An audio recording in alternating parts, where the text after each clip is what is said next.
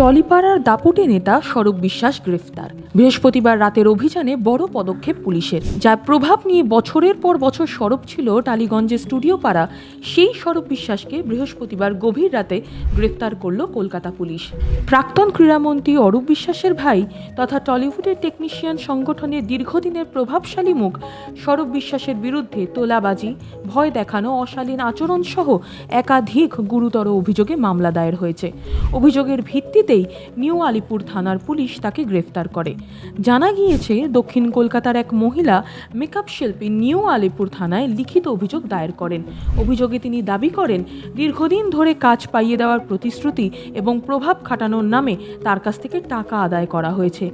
অভিযোগকারিনীর আরও দাবি, তার দাবি মতন টাকা দিতে না পারলে তাকে ভয় দেখানো হতো এবং কাজের সুযোগ থেকেও বঞ্চিত করা হতো। অভিযোগের ভিত্তিতে প্রাথমিক তদন্ত শুরু করে দেয় পুলিশ। তদন্তে বেশ কিছু তথ্য সামনে আসার পর বৃহস্পতিবার রাতে স্বরূপ বিশ্বাসকে গ্রেফতার করে।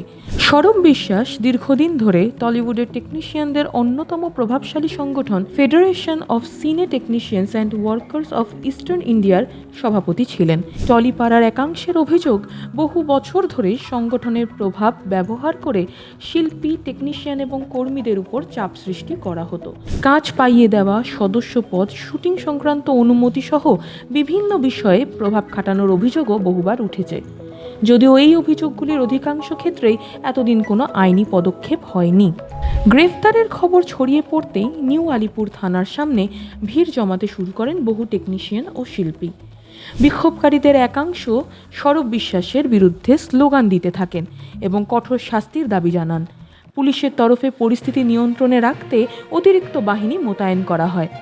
গ্রেফতারের পর স্বরূপ বিশ্বাসকে প্রয়োজনীয় মেডিকেল পরীক্ষার জন্য নিয়ে যাওয়া হয়। পরে তাকে কলকাতা পুলিশের সদর দফতর লালবাজারে রাখা হয়। শুক্রবার তাকে আদালতে তোলা হতে পারে বলে জানা গিয়েছে। তদন্তকারীরা এখন অভিযোগকারিনীর বয়ান, আর্থিক লেনদেনের তথ্য এবং টলিপাড়ার আরও কয়েকজন কর্মীর অভিযোগ খতিয়ে দেখছেন। রাজনৈতিক মহলের মতে, অরূপ বিশ্বাসের নির্বাচনী পরাজয়ের পর এই গ্রেফতারি বিশেষ তাৎপর্যপূর্ণ। অন্যদিকে বিরোধীরা দাবি করছে, দীর্ঘদিন ধরে টলিপাড়ায় চলে আসা নানা অভিযোগের অবশেষে তদন্ত শুরু হয়েছে। তবে অভিযোগগুলির সত্যতা এবং মামলার চূড়ান্ত পরিণতি নির্ভর করবে তদন্ত ও আদালতের পরবর্তী সিদ্ধান্তের উপর।